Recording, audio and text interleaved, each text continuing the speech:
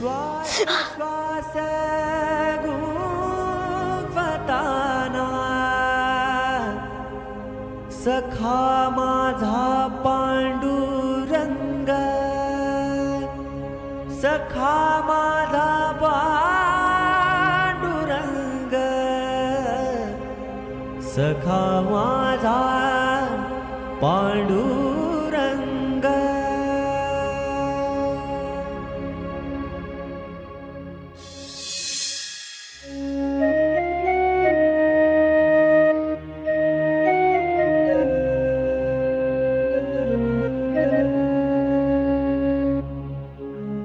आता पुसट ऐकू येणार पाव कधीच ऐकू येणार नाही ग मला।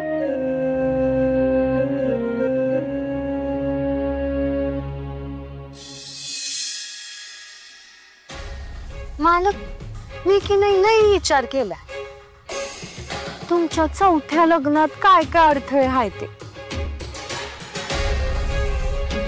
मग माझ्या ध्यानात आलं की मुख्य अडथळा आपली गोदाक्काच आहे। कसं काय? गोदाक्का आहे की नाही ती ना त्या सखूची आई व्हायला जाते आणि ती सखू बी हिला गोदाई म्हणूनच हाक मारते। कसं चुकीचं आहे ना? नाही म्हणजे आता तुम्ही तिच्याशी लग्न करायचा विचार करताय आणि गोदाक्का जर तिची आई झाली तर कसं वाटायचं हो? मग काळजी करू नको, हा नरोत्तम आहे, सगळ्यांना सरळ करणार।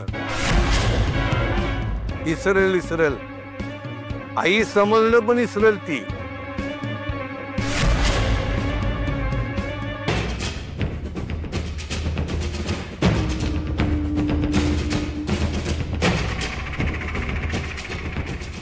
हे तिखट तोंडात गेलं आणि जिभेवरल्या डागाला जमलं की समजा इसरल। गोदा, ए गोदा, जरा तूप काय घेऊन ये।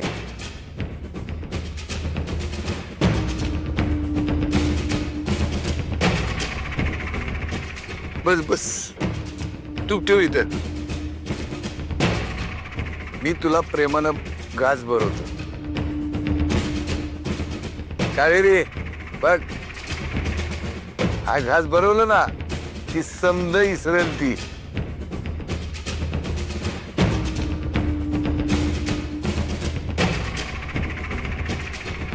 अगे घे गे, नाही नाही काय म्हणतेस, तूच तर आणलंस ना तूप, तूप आणि भाकर।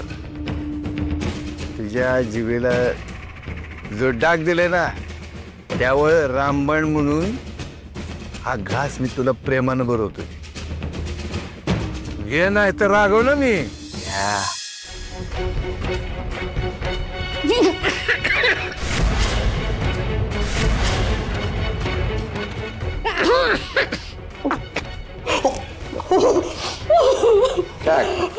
प्रेमाचा घास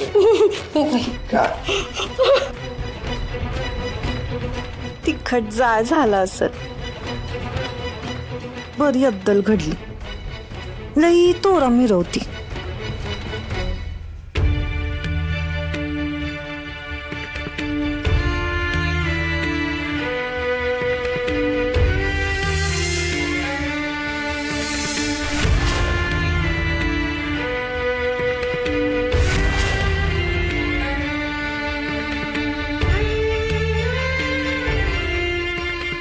तुला राग आला असेल उमाईचा, म्हटलं असेल उमाई किती वाईट आहे, आपल्याला मारलं, ही आपली उमाई नाहीच आहे असं वाटलं असेल, हो ना?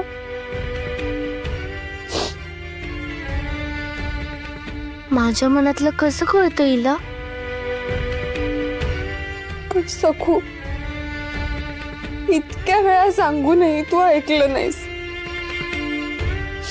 मग कायमचं लक्षात राहावं म्हणून मार द्यावा लागला ग।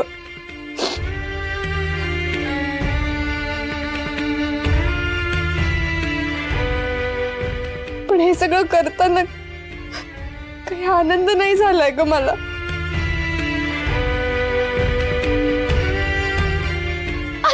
गो माई, पण मग वाड्यावर का नाही जायचं? पण आम्ही तुला मालक वाड्यावर जायचं नाही हे पुन्हा पुन्हा बजावतो, आणि आता का ते सांगते.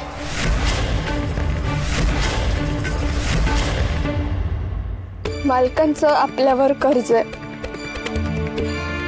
ते फेडण्यासाठी त्यांनी आपल्याला मुदत दिली. त्यासाठी आपण दिवस रात्र प्रयत्न करतो, हो की नाही? हो माई, मला माहिती ते. मालकांनाही ते दिसते, तरी ते पुन्हा पुन्हा येऊन तुझ्या आप्पांना ओरडतात, धमक्या देतात, सगळ्यांसमोर अपमान करतात.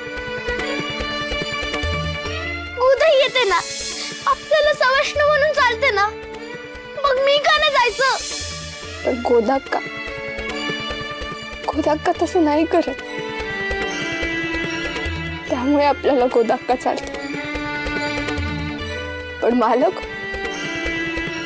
मालक राक्षस आहे, तो माणूस नाहीच आहे अगं. त्याच्यापेक्षा जनावर परवडलं. लहान मोठा बाई पुरुष अगं कसलंच तारतम्य नाहीये त्यांना. आणि आपले आप्पा काय कर्ज न फेडता पळून जाणार आहेत का? पण तरी ते पुन्हा पुन्हा येतात, धमक्या देतात.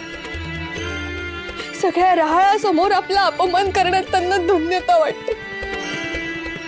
सतत घरावर जप्ते आणण्याची भाषा असते. आजीलाही ते बोलले की नाही? त्यामुळे तू वाड्यावर गेलीस तर तुझाही छळ करायला ते मागे पुढे पाहणार नाहीत ग. त्याची भीती वाटते आम्हाला.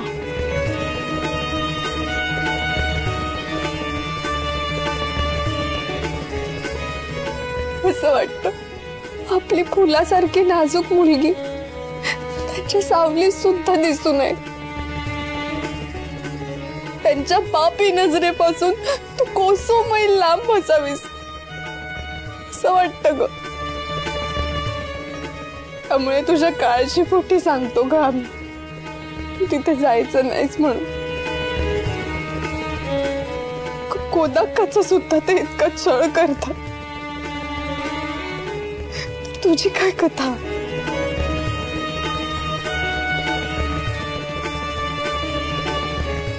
मग आता तूच सांग, असं सगळं असताना एवढं बजावूनही तू वाड्यावर गेलीस